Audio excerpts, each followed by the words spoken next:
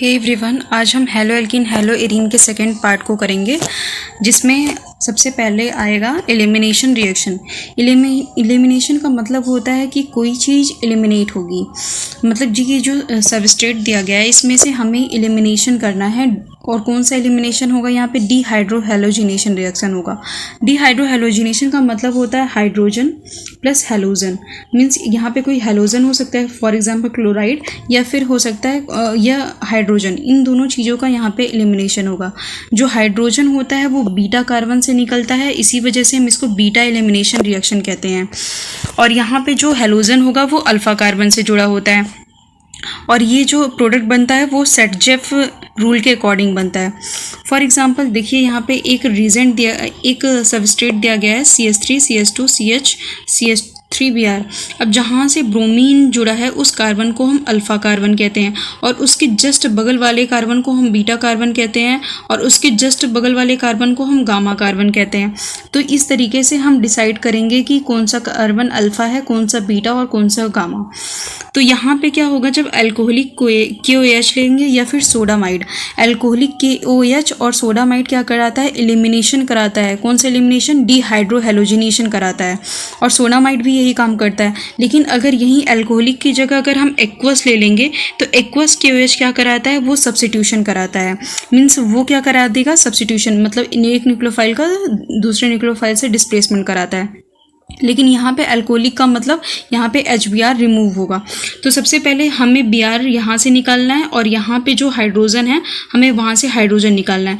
तो HBr यहाँ पे निकल जाता है और यहाँ पे ब्यूटूइन बन सकता है। देखिए यहाँ पे दो पॉसिबिलिटी है ब्यूटीन मतलब एल्कीन के बनने की, एक ये है और एक ये है।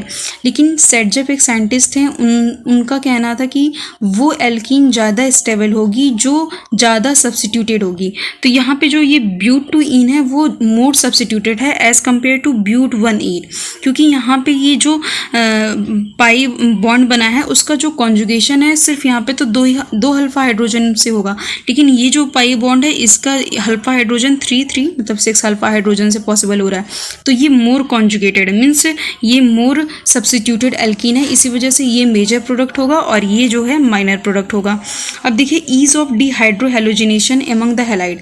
अगर टर्सरी एल्किल हैलाइड है तो उसका जो डीहाइड्रोहेलोजिनेशन है सबसे इजीली हो जाएगा, फिर सेकेंडरी का होगा और फिर प्राइमरी का होगा। वही स्टेबिलिटी ऑफ कार्बोकेटायन के बेस पे ये ऑर्डर दिखाया गया है। सबसे ज़्यादा टर्शियरी का होगा, फिर सेकेंडरी का होगा और फिर प्राइमरी का होगा। अब हम पढ़ते हैं रिडक्शन। रिडक्शन में क्या आता है कि फॉर एग्जांपल यहाँ पे C2H5Br मतलब कि इथिल ब्रोमाइड दिया गया है और प्लस हाइड्रोजन। अगर हम nickel in the presence of 575 kelvin temperature अगर हम इतना देंगे तो ये क्या करेगा? HBr को निकाल देगा और यहाँ पे एल्केन बना देता है। इसको हम रिडक्शन प्रोसेस कहते हैं। और फॉर एग्जाम्पल यहाँ पे इथिल आयोडाइड दिया गया, अगर हम HI के साथ इन रेड फॉस्फोरस में कराते हैं तो हमें यहाँ पे एल्केन मिल जाएगा और I2 निकल जाएगा। बेसिकली रिडक्शन में क्या है, अगर कोई भी एल्किल ब्रोमाइड है अगर हम उसका हाइड्रोजन या निकल के प्रेजेंस में रिएक्शन कराते हैं तो हमें एल्केन मिल जाता है। अगर हम किसी एल्किल आयोडाइड का रिएक्शन HI के साथ रेड फॉस्फोरस ले रहे हैं तो वो भी हमें एल्केन बना देगा। मीन्स ये रिडक्शन के रिजेंट है। अब फोर्थ आता है रिएक्शन विथ मेटल्स। अब मेटल्स के रिएक्शन में सबसे पहला आता है वुर्च रिएक्शन। वुर्च रिएक्शन में क्या होता है कि यहाँ पे हमें इवन नंबर ऑफ कार्बन मिलते हैं। ये एक तरह का स्टेप अप रिएक्शन होता है, क्योंकि यहाँ पे कार्बन्स का जो नंबर होता है वो बढ़ जाता है। तो देखिए यहाँ पे हम एल्किल हैलाइड लेते हैं, 2 मोल एल्किल हैलाइड लेते हैं और 2 मोल सोडियम लेते हैं और ड्राई ईथर के प्रेजेंस में रिएक्शन कराते हैं, जहाँ से हमें ये R और ये R अटैच करके एल्केन मिल जाता है और फिर NaX मतलब सोडियम हैलाइड निकल जाता है बाय प्रोडक्ट। लेकिन जो यहाँ पे एल्केन होता है वो इवन नंबर कार्बन में बनता है। फॉर एग्जांपल अगर हम ईथर पे CH3Br ले रहे हैं और उसके जस्ट दूसरे साइड में मतलब 2 CH3Br ले रहे हैं तो हमें जो प्रोडक्ट मिलेगा वो इथेन मिल जाएगा। लेकिन अगर हम सिमेट्री को ना ध्यान दें, अनसिमेट्रिक कार्बन लें, मीन्स अगर हम एक मिथाइल ले रहे हैं और एक इथाइल ले रहे हैं, उसमें जो प्रोडक्ट होगा वो मिक्सचर बनेगा, उसमें मिक्सचर ऑफ प्रोडक्ट मिलेंगे। इसी वजह से वो उतना अच्छा नहीं होता है। इसी वजह से वुर्च रिएक्शन जो होता है वो ज़्यादा अच्छा माना जाता है। इवन नंबर ऑफ कार्बन होना चाहिए, मीन्स सेम सिमेट्रिक सिस्टम वाले के लिए ज़्यादा अच्छा होता है, और ये टर्शियरी सिस्टम के लिए नहीं होता है, टर्शियरी सिस्टम के लिए स्टेबल नहीं होता। सेकेंड आता है कि Wurtz Fittig reaction. Wurtz Fittig reaction में क्या होता है कि हमें कुछ इस तरीके से उसमें प्रोडक्ट मिलता है, जैसे एक एरोमेटिक कंपाउंड है, उसमें एक एलिफेटिक ग्रुप आके जुड़ जाता है, इस तरीके से हमें ग्रुप मिलता है वहाँ पे। तो वुड्स फिटिंग रिएक्शन में हम एक जो है एरोमेटिक क्लोराइड लेंगे, मीन्स एरिल हैलाइड लेते हैं, और एक हम लेते हैं हेलो एल्केन ले लेते हैं, और सोडियम के साथ वैसे ही उसी तरीके से रिएक्शन कराएंगे इन the presence of dry ether. तो ये जो 2 NaCl है वो निकल जाएगा इस तरीके से बाई प्रोडक्ट, और ये बेंजीन और CH3 आपस में जुड़ के टॉल्वीन बना लेंगे। इसको हम बोलते हैं वुड्स फिटिंग रिएक्शन। अब आता है रिएक्शन विथ मेटल में जैसे कि मैग्नीशियम दिया गया है। अब यहाँ पे इस रिएक्शन से एक रीजेंट बनता है जिसको हम बोलते हैं ग्रिग्नार्ड रीजेंट। ग्रिग्नार्ड रीजेंट आगे चल के आप पढ़ेंगे, ये बहुत सारी चीज़ों को बनाने में काम आता है, जैसे कि कार्बोक्सिलिक एसिड हो गया, और एसिटाल्डिहाइड हो गया, और फॉर्मल्डिहाइड हो गया, कीटोन हो गया, इन सब के प्रिपरेशन में भी काम आता है। तो हम बात करेंगे कि ग्रिग्नार्ड रीजेंट किस तरीके से बनता है। फॉर एग्जाम्पल, अगर हम कोई यहाँ पे एल्किल ब्रोमाइड लेते हैं और उसका मैग्नीशियम के साथ रिएक्शन करते हैं इन the presence of dry ether. Dry ether हम इसलिए लेते हैं कि जिससे मॉइस्चर प्रिवेंट हो, नहीं तो फिर यहाँ पे वाटर से ये रिएक्ट कर जाता है। इसी वजह से हम यहाँ पे ड्राई ईथर का यूज़ करते हैं। तो यहाँ पे ये जो मैग्नीशियम है इससे जाके अटैच हो जाता है, और ये बन जाता है C2H5 MgBr, जिसको हम ग्रिग्नार्ड रीजेंट कहते हैं, और ये एक ऑर्गेनोमेटालिक कंपाउंड होता है। देखिए यहाँ पे लिखा है Grignard agent is never isolated in the solid state as it explode in dry state, so it is used as ethereal solution. वही मैंने बोला था कि इथेरल सॉल्यूशन में इसलिए यूज होता है क्योंकि मॉइस्चर प्रेजेंट होता है। सेकेंड आता है आइसोमेराइजेशन। आइसोमेराइजेशन में क्या होता है कि यहाँ पे जो हम रीजेंट लेते हैं that is the anhydrous AlCl3, और एक टेम्परेचर स्पेसिफिक रखते हैं 573 केल्विन। फॉर एग्जांपल यहाँ पे 1 क्लोरोप्रोपेन है, तो ये क्या करा देगा कि मतलब चेन में आ जाएगा। ये क्लोरीन पहले फर्स्ट नंबर कार्बन पे था, मीन्स प्राइमरी कार्बन से अटैच था, अब ये सेकेंडरी कार्बन से अटैच हो जाएगा। आपस में ये क्या है, आइसोमर्स हैं, क्योंकि इनका मॉलिकुलर फॉर्मूला सेम है, बस इनका स्ट्रक्चर डिफरेंट हो जा रहा है। तो ये आपस में आइसोमर होते हैं, और ये isomerisation in the presence of anhydrous AlCl3 के प्रेजेंस में ही होता है। अब नेक्स्ट आता है कि general method of preparation of aryl halide. अब हम एरिल हैलाइड का प्रिपरेशन कैसे कहते हैं। अब देखिए नीट में इस बार इस तरीके का क्वेश्चन आया था कि इसमें सबसे पहले है कि by halogenation of aromatic hydrocarbon. देखिए ये बेंजीन दिखाया गया, अगर हमें बेंजीन में क्लोरीन को अगर हमें किसी हैलोजन को अटैच कराना है तो उसके लिए हम एक लेविस एसिड लेते हैं। लेविस एसिड क्या होता है, जो कि इलेक्ट्रॉन डिफिशियंट होता है, उसको हम लेविस एसिड कहते हैं। जैसे यहाँ पे FeCl3 लेविस एसिड है, और इसको हम डार्क कंडीशन देते हैं और टेम्परेचर 310 से 320 केल्विन रखते हैं। तो यहाँ पे ये जो क्लोरीन है यहाँ पे बेंजीन में अटैक कर जाता है, और एक H यहाँ से रिमूव होके HCl बना देता है। तो ये किस तरीके की रिएक्शन होती है, ये इलेक्ट्रोफिलिक सब्स्टिट्यूशन रिएक्शन होती है, मेनली क्योंकि बेंजीन एरोमेटिक होता है, और एरोमेटिक जो है अपना एडिशन कभी जल्दी नहीं कराएगा, क्योंकि एरोमेटिक सिस्टम दुनिया में सबसे ज़्यादा स्टेबल माना जाता है, और बेंजीन अपनी एरोमेटिसिटी ख़राब नहीं करेगा। इसी वजह से वो ज़्यादातर कौन सा रिएक्शन देता है, इलेक्ट्रोफिलिक सब्स्टिट्यूशन रिएक्शन देता है, क्योंकि ये जो बेंजीन है खुद एक न्यूक्लियोफाइल की तरह बिहेव करता है। इसी वजह से मोस्ट ऑफ द रिएक्शन में इसका जो होता है वो इलेक्ट्रोफिलिक सब्स्टिट्यूशन टाइप का ही होता है। अब हम पढ़ेंगे सेकेंड में बाई साइड चेन हैलोजिनेशन के बारे में। देखिए यहाँ पे साइड चेन हैलोजिनेशन रिएक्शन दिखाया गया है। इसमें दिखाया गया है कि अगर हम टॉल्वीन का क्लोरीन के साथ रिएक्शन कराते हैं इन द प्रेजेंस ऑफ सनलाइट, तो यहाँ पे क्या होगा, एक HCl इस तरीके से निकल जाएगा और CH2Cl बन जाएगा। अगर हम फिर से इसको हम क्लोरीन दे रहे हैं तो फिर से ये रिएक्शन करेगा, CHCl2 मीन्स HCl निकलता जाएगा और एक Cl कंबाइन होता जाएगा। फाइनली हमें ये वेंजो ट्राइक्लोराइड मिल जाएगा। मतलब ये बार बार क्लोरीन क्यों हट रहा है, क्योंकि यहाँ पे फ्री रेडिकल मैकेनिज्म चल रही है, और फ्री फ्री रेडिकल मैकेनिज्म हम तब तक चलती रहती है जब तक इसका टर्मिनेशन नहीं आ जाता। फ्री रेडिकल मैकेनिज्म जो रिएक्शन होती है उसमें 3 स्टेप आता है। सबसे पहले आता है initiation, second one is propagation and third one is termination. ये रिएक्शन तभी टर्मिनेट करती है जब 2 रेडिकल आपस में कंबाइन करते हैं। तो इसी वजह से ये रिएक्शन तब तक होगी जब तक यहाँ के सारे हाइड्रोजन नहीं हट जाएंगे। वही लिखा है यहाँ पे, it involve in the free radical mechanism. इस वजह से हमें ये प्रोडक्ट मिल रहा है। अब थर्ड आता है कि फ्रॉम बेंजीनियम डाइजोनियम क्लोराइड। अब हम बेंजीनियम डाइजोनियम क्लोराइड से किस प्रकार हम हेलो एल्कीन बनाते हैं। सबसे पहले बात आएगी कि बेंजीनियम डाइजोनियम क्लोराइड कैसे बनता है। ये एनिलीन से बनता है। अगर फॉर एग्जांपल ये एनिलीन है, एनिलीन का हम रिएक्शन करा देते हैं HCl और HNO2 के साथ। अगर हम इसको कंबाइंडली बोलते हैं तो NaNO2 के साथ हम इसका रिएक्शन करा देते हैं, जिससे हमें एक साल्ट मिलता है। वो सॉल्ट होता है बेंजीनियम डाइजोनियम क्लोराइड। यहाँ पे N2+Cl- आ जाता है। तो ये जो बेंजीनियम क्लोराइड है ये बहुत ही इंपॉर्टेंट एक रीजेंट है, एक सबस्ट्रेट है, जिससे हम अपने मन चाहे प्रोडक्ट को बना सकते हैं इजीली। अगर हम बेंजीन से ये बनाना चाहें या एनिलीन से बनाना चाहें तो वो नहीं बन पाएगा। लेकिन अगर हम बेंजीनियम डाइजोनियम क्लोराइड मीन्स अगर हम एनिलीन को साल्ट में चेंज कर देते हैं, फिर अगर हम कोई क्लोराइड, ब्रोमाइड या फिर नाइट्राइड जो कुछ भी बनाते हैं वो इजीली बन जाता है। और उसके लिए एक नेमिंग रिएक्शन भी है।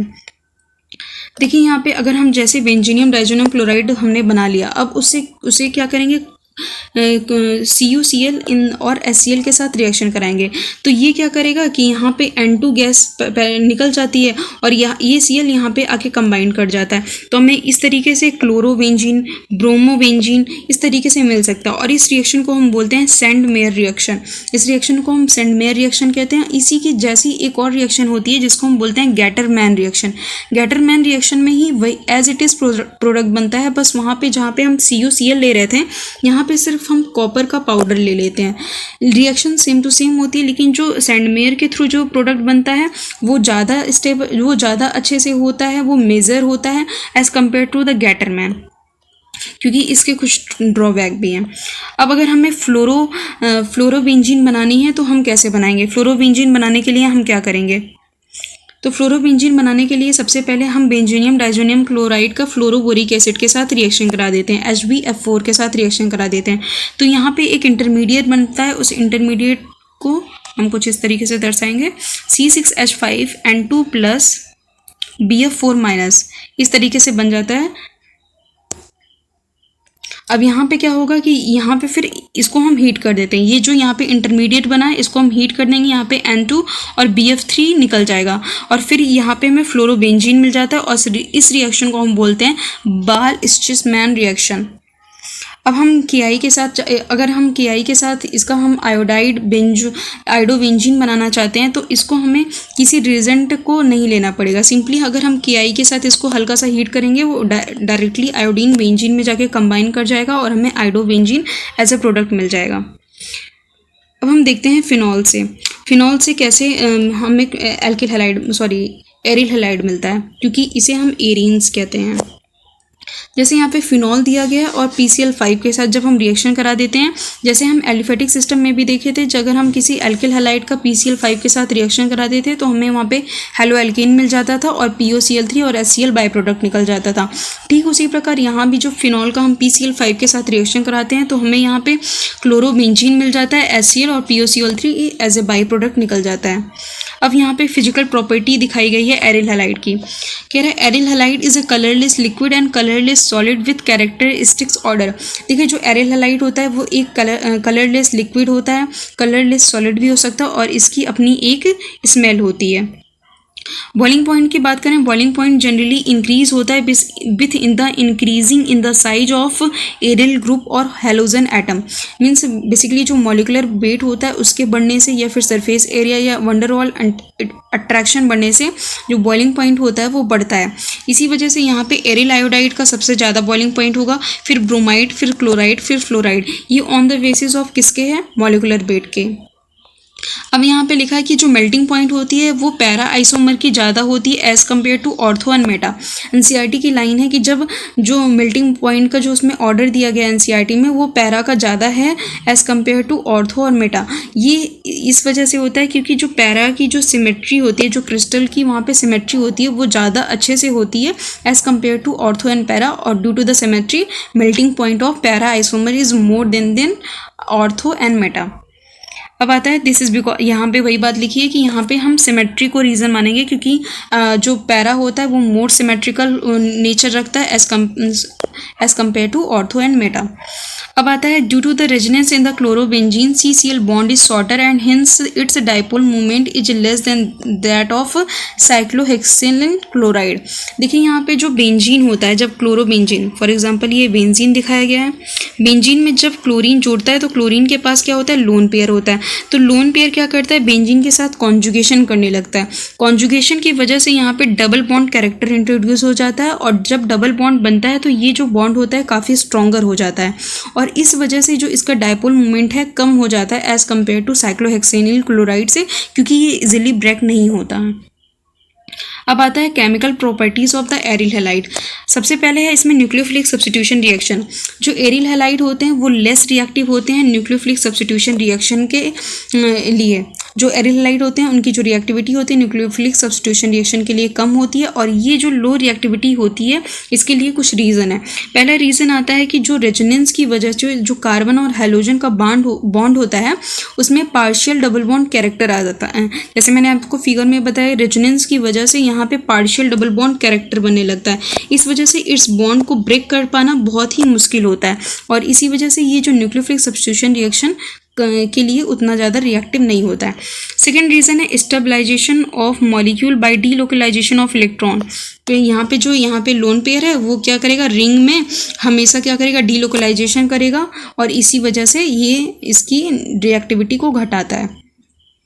और third one is the instability of the phenyl carbocation. For example अगर हम बात आती है, अगर हम यहाँ पे क्लोरीन को अगर डबल बॉन्ड से तोड़ के यहाँ से हटा भी देंगे तो यहाँ पे जो कार्बोकेटायन बनेगा वो एक बिनाइलिक टाइप का कार्बोकेटायन बनेगा जो कि सबसे ज़्यादा अनस्टेबल है, और इसी वजह से ये न्यूक्लियोफिलिक सब्स्टिट्यूशन रिएक्शन उतने अच्छे से नहीं देता इन तीन रीजन की वजह से। पहला तो partial double bond character, second one is a delocalisation of electron, means इसका जो इलेक्ट्रॉन है लोन पेयर है वो स्थिर नहीं रहता, वो हमेशा रिंग में डीलोकलाइज करता रहता है, और third one is the instability of the phenyl carbocation. यहाँ पे जो कार्बोकेटायन बनता है वो यहाँ पे पॉजिटिव चार्ज रुकेगा नहीं क्योंकि वो कॉन्जुगेशन में चला जाएगा, और इसी वजह से ये सिस्टम उतना ज़्यादा स्टेबल नहीं है फॉर न्यूक्लियोफिलिक सब्स्टिट्यूशन रिएक्शन। दिखाया गया however the aryl halide having the electron withdrawing group such as the NO2 और SO3H। यहाँ पे NO2 SO3H ये सब क्या होते हैं, विड्रॉइंग ग्रुप होते हैं। ये जो क्या करते हैं, ऑर्थो और पैरा पोजिशन पे at ortho and para position undergo nucleophilic substitution reaction easily. Means क्या बोल रहा है कि अगर इलेक्ट्रॉन विड्रॉइंग ग्रुप होते हैं, लगे होते हैं, तो वो न्यूक्लियोफिलिक सब्स्टिट्यूशन रिएक्शन को फेवर करते हैं क्योंकि रिंग में पॉजिटिव चार्ज मतलब इलेक्ट्रॉन डेंसिटी को कम करते हैं, और न्यूक्लियोफाइल कहाँ अटैक करते हैं, जहाँ पे इलेक्ट्रॉन डेंसिटी कम होती है, तो वहाँ पे अटैकमेंट इजीली हो जाता है। देखिए ये जो प्रोसेस दिखाया गया, ये इस प्रोसेस को हम डाउस प्रोसेस कहते हैं। यहाँ पे आपको बेंजो मतलब क्लोरोबेंजीन दिखाया गया। अगर हम इसका NaOH के साथ और टेम्परेचर इतना ही रखते हैं 623 और प्रेशर 300 ATM, और यहाँ पे सबसे पहले एक सॉल्ट बनेगा। जब हम NaOH के साथ रिएक्शन कराएंगे तो हमें यहाँ पे मिलेगा सोडियम फिनॉक्साइड मिलता है। यहाँ पे O- आ जाएगा और Na+ आ जाएगा, इसको हम बोलते हैं सोडियम फिनॉक्साइड। पहले सोडियम फिनॉक्साइड मिलेगा, फिर हम इसको क्या करेंगे, इसका एसिड के प्रेजेंस में हाइड्रोलिसिस करेंगे, तब हमें फिनॉल एज ए प्रोडक्ट मिलता है। वही लिखा, अगर ये रिएक्शन और आसान हो जाएगी, इसका टेम्परेचर और प्रेशर कम भी हो सकता है। अगर हम यहाँ पे electron withdrawing group such as NO2 को जोड़ देंगे तो इस रिएक्शन की जो रिएक्टिविटी है वो काफ़ी ज़्यादा इंक्रीज हो जाएगी। अब देखिए यहाँ पे ये बात दिखाई गई है, अगर कोई इलेक्ट्रॉन विड्रॉइंग ग्रुप जैसे NO2 जुड़ जाता है, वहाँ पे देखिए टेम्परेचर पहले जितना था अब उससे हल्का सा कम हो गया। अब देखिए अगर यहाँ पे रिएक्शन इजीली हो जाएगी। अगर हम यहाँ पे 3 नाइट्रो ग्रुप को अटैच करा देते हैं तो हल्का सा वार्म करने पे भी रिएक्शन इजीली हो जाता है। क्लोरीन इजीली यहाँ पे ब्रेक हो जाता है क्योंकि NO2 क्या कर रहा है, इलेक्ट्रॉन को रिंग से विदड्रॉ करता है। नेक्स्ट आता है electrophilic substitution reaction. Electrophilic substitution reaction benzene mainly क्या देता है, इलेक्ट्रोफिलिक सब्स्टिट्यूशन रिएक्शन भी देता है, इलेक्ट्रोफिलिक सब्स्टिट्यूशन रिएक्शन ही देता है। अब यहाँ पे जो हेलोजन होता है, हेलोजन ऑर्थो पैरा डायरेक्टिक ग्रुप होता है, क्योंकि हेलोजन के पास लोन पेयर होता है और वो अपने लोन पेयर के थ्रू बेंजीन के अंदर कॉन्जुगेशन कराते हैं और ऑर्थो और पैरा पोजीशन पे इलेक्ट्रॉन डेंसिटी को बढ़ाते हैं। इसी वजह से हम इनको ऑर्थो पैरा डायरेक्टिंग या फिर एक्टिवेटिंग ग्रुप कहते हैं। वही बात यहाँ लिखी, जो क्लोरीनेशन, नाइट्रेशन या फिर सल्फोनेशन होता है या फिर फ्रिडल-क्राफ्ट रिएक्शन होता है, ये सब इनका जब हम रिएक्शन कराते हैं तो हमें मिक्सचर मिलता है प्रोडक्ट का। कैसा product, ortho and para product मिलता है, क्लोरो सब्स्टिट्यूटेड डेरिवेटिव। सबसे पहले जो इलेक्ट्रोफिलिक सब्स्टिट्यूशन रिएक्शन आता है उसमें सबसे पहले हैलोजिनेशन। हैलोजिनेशन जैसे यहाँ पे ये क्लोरोबेंजीन दिखाया गया, अगर हम यहाँ पे क्लोरीन प्लस एनहाइड्रस FeCl3 जो कि एक लेविस एसिड है, इसके प्रेजेंस में रिएक्शन कराते हैं तो हमें ये मेजर प्रोडक्ट मिलता है। एक हमें पैरा पे मिलेगा और एक हमें ऑर्थो पे मिलेगा। तो पैरा वाला ज़्यादा मेजर होता है as compare to the ortho. और यहाँ पे जो एनहाइड्रस FeCl3 होता है वो जनरेट करता है इलेक्ट्रोफाइल का। हैलोजिनेशन का जो इलेक्ट्रोफाइल होता है वो इलेक्ट्रोफाइल होता है Cl+। तो ये अगर यहाँ पे अगर आपको क्वेश्चन पूछा जाता है कि एनहाइड्रस FeCl3 का यहाँ पे क्या काम है, तो इसका काम है generation of electrophile for halogenation. Next आता है नाइट्रेशन। नाइट्रेशन यहाँ पे जैसे क्लोरोबेंजीन दिया गया है और ये इसको हम बोलते हैं नाइट्रेटिंग मिक्सचर, जिसमें HNO3 और कॉन्ग H2SO4 को लेते हैं। तो यहाँ पे हमें मिलता है 1 क्लोरो 2 नाइट्रोबेंजीन। बेसिकली यहाँ पे जो हमें नाइट्रोबेंजीन मिलता है और यहाँ पे एक आपका ऑर्थो मिलेगा और एक पैरा। हमेशा की तरह जो पैरा होगा वो मेजर प्रोडक्ट होगा। इसका जो इलेक्ट्रोफाइल होता है वो NO2+ होता है। NO2+ इसका इलेक्ट्रोफाइल होता है जो कि बेंजीन में जाके अटैक करता है। और यहाँ पे जो कॉन्ग H2SO4 है वो तो ज़्यादा एसिडिक है एज़ कम्पेयर टू HNO3। तो यहाँ पे HNO3 किस तरीके से बिहेव करेगा, बेस की तरह बिहेव करेगा और कॉन्ग H2SO4 एसिड की तरह बिहेव करेगा। नेक्स्ट आता है सल्फोनेशन। सल्फोनेशन जैसे यहाँ पे क्लोरोबेंजीन का जब हम कॉन्ग H2SO4 के साथ रिएक्शन कराते हैं तो इसका जो इलेक्ट्रोफाइल होता है SO3। इसका इलेक्ट्रोफाइल यहाँ पे SO3 दिखाया गया, लेकिन इसका जो इलेक्ट्रोफाइल होता है वो SO3 होता है। न्यूट्रल इलेक्ट्रोफाइल होता है यहाँ पे, लेकिन ये इलेक्ट्रॉन डिफिशियंट है। इसी इलेक्ट्रॉन डिफिशियंट तो नहीं है, लेकिन ये जो सल्फर होता है वो मोस्ट इलेक्ट्रोनेगेटिव एटम से सराउंड होता है और ये इलेक्ट्रोफाइल की तरह खुद को रिप्रेजेंट करता है। इसी वजह से जब हम क्लोरोबेंजीन का कॉन्ग H2SO4 के साथ रिएक्शन कराते हैं तो हमें SO3H मिल जाता है। इलेक्ट्रोफाइल तो इसका SO3 है, लेकिन यहाँ का जो H होता है डिस्प्लेस करके यहाँ चला जाता है, तो हमें प्रोडक्ट में SO3H यहाँ पे दिखता है।